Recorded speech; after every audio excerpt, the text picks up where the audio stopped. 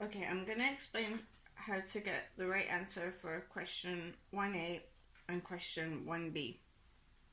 So if we take question 1a just now, and I'm just going to have the camera on that for a wee second so that you can pause on it later if you want to look at the question clearly, but you probably have the sheet at home as well.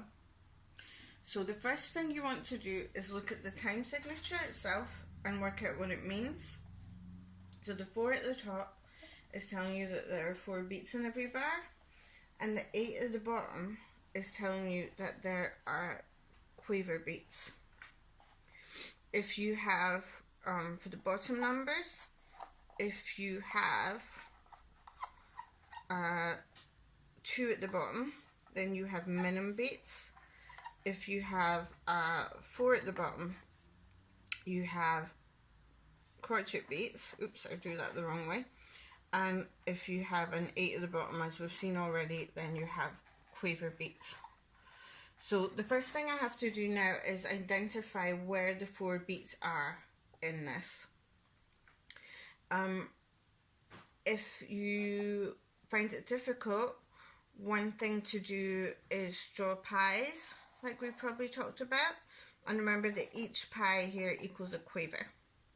So to start with, I've got a quaver, so that's nice and easy. That's 1 beat right there.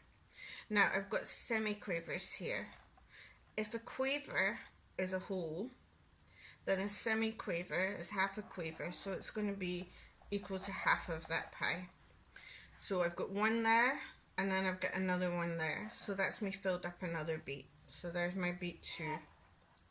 Now here I have things with 3 tails, which are your demi-semiquavers.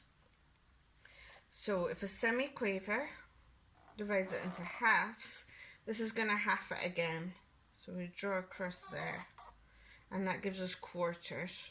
So here's my first one as a quarter, my next one is a quarter, my next one is a quarter, and my next one is a quarter. So there I've identified beat 3. And here I'm back to semiquavers, which is 2 halves. So there we go.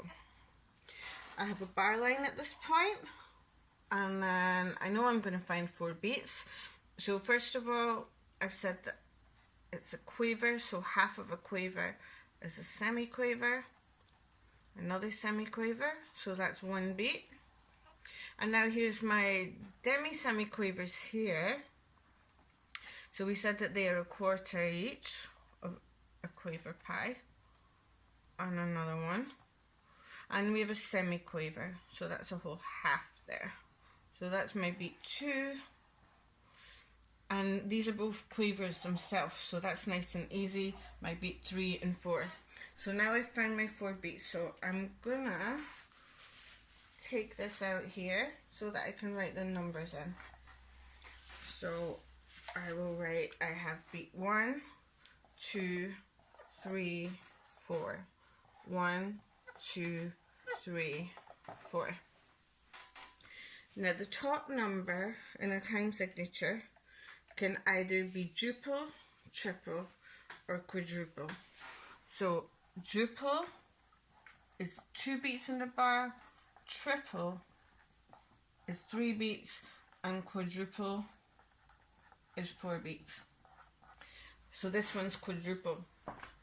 And you'll have heard me say this a million times before, that in quadruple time signatures, beats 1 and 2 are friends, beats 3 and 4 are friends, and beats 2 and 3, they hate each other. Sad times.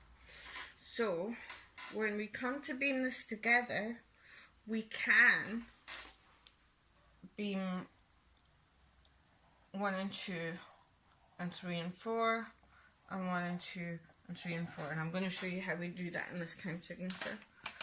So my quaver is going to be joined to these 2 semiquavers.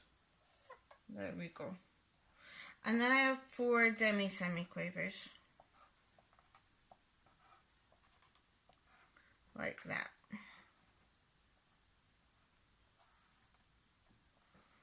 And they, because that's beat 1 and beat 2, but there has to be a total break here between beats 2 and 3. And then my beat 4 is 2 semiquavers, but because they're beats 3 and 4, just like they're joined, I can make a join there, like that.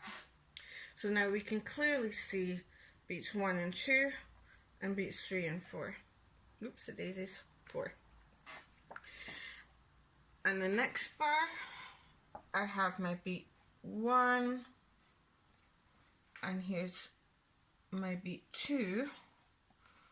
Sorry, there's no reason why they're lower than the others, apart from reaching across the table. So, like so. And again, I can make a join, like that. So there's beat 1 and 2, and 3 and 4 just go together. And that's it.